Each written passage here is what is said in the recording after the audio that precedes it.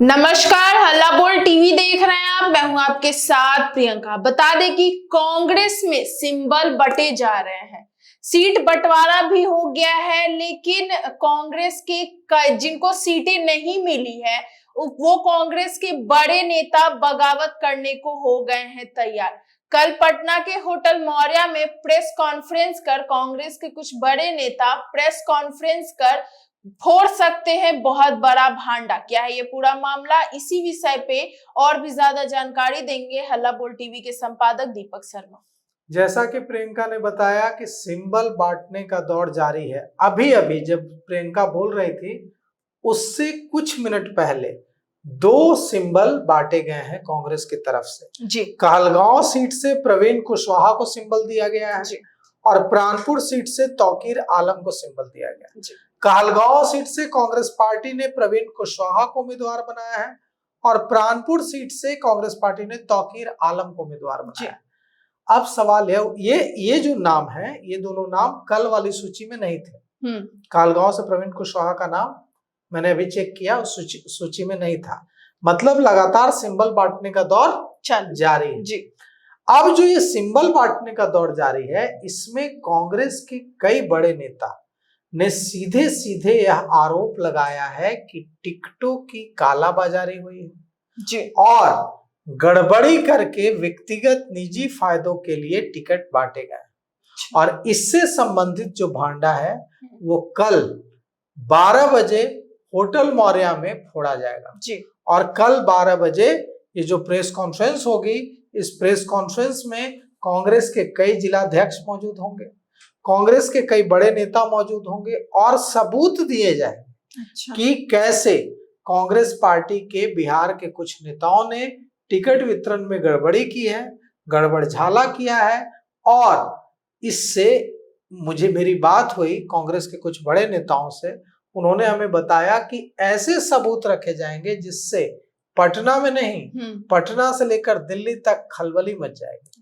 और सोचिए कि कितना बड़ा भांडा कल 12 बजे फोड़ने जा रहे हैं कांग्रेस के नेता, जो टिकट वितरण हुआ है, जो सिंबल बांटे गए हैं उसको लेकर जी। तो समय ठीक 12 बजे, जगह होटल मौर्या में कांग्रेस के कई जिलाध्यक्ष, कांग्रेस के कई बड़े नेता बिहार के जमा होंगे और ऐसा खुलासा करेंगे जिससे बिहार कांग्रेस नहीं, बिहार पटना से लेकर, बिहार की राजधानी पटना से लेकर देश की राजधानी दिल्ली तक हिलेगी और ऐसे सबूत रखे जाएंगे जिससे खलबली मच जाएगी जी। क्योंकि आरोप है कि खेल हुआ है। अच्छा। कई आरजेडी के नेताओं ने फोन करवाकर टिकट दिलवाए कांग्रेस के। अब कहा जाता था कि इस बार जो टिकट बटेगा वो आरजेडी के इशारे पर नहीं बटेगा और इस बार जो कांग्रेस अपने पैरों पर खड़ी हो जाएगी। कब कांग्रेस अपने पैरों पर खड़ी होगी? क्या कांग्रेस ऐसे अपने पैरों पर खड़ी होगी? कांग्रेस पर बिहार कांग्रेस के जो नेता टिकट बंटवारे में शामिल हैं उन पर सीधे सीधे टिकट बेचने का आरोप लग रहा है कि टिकट बेच दिया है। और अब यह आरोप इतना ज्यादा गहरा होता जा रहा है कि जिन नेताओं पर आरोप लगा है, शायद जब वे प्रचार करने जाएंगे तो वहां भी उन्हें मुसीबतों का सामना करना पड़ सकता है। जो नेता आरोप लगा रहे हैं कि टिकट बेचा गया है, टिकटों की कालाबाजारी की गई है, अनियमितता की गई है, वे घेर ले रहे हैं। क्या हुआ देखिए, परसों रात बिहार कांग्रेस के प्रभारी कृष्णा अल्लावरू, बिहार कांग्रेस के अध्यक्ष राजेश राम और कांग्रेस विधायक दल के नेता शकील अहमद खान पहुंचे दिल्ली से पटना जी। पटना एयरपोर्ट से जैसे ही वे बाहर निकलते हैं उन पर हमला कर देते हैं कांग्रेस के कार्यकर्ता। अच्छा। उन चोर चोर के नारे लगाए जाते हैं, टिकट बेचने में गड़बड़ी का आरोप लगाया जाता है और खूब नारेबाजी की जाती है। हालत यह हो जाती है कि वहां मनीष नाम का एक लड़का है जो उनके स्वागत में पहुंचा होता है, उसे खूब पीटा जाता है और जब उसे खूब पीटा जाता है तो वहां से वो भाग जाता है और जब भाग जाता है तो बाकी के जो नेता हैं, शकील अहमद, राजेश राम, कृष्णा अल्लावरू भी किसी तरह से बचकर वहां से निकल जाते हैं और किसी से बीच बच बचाकर तीनों वहां से निकलकर पहुंचते हैं कहाँ?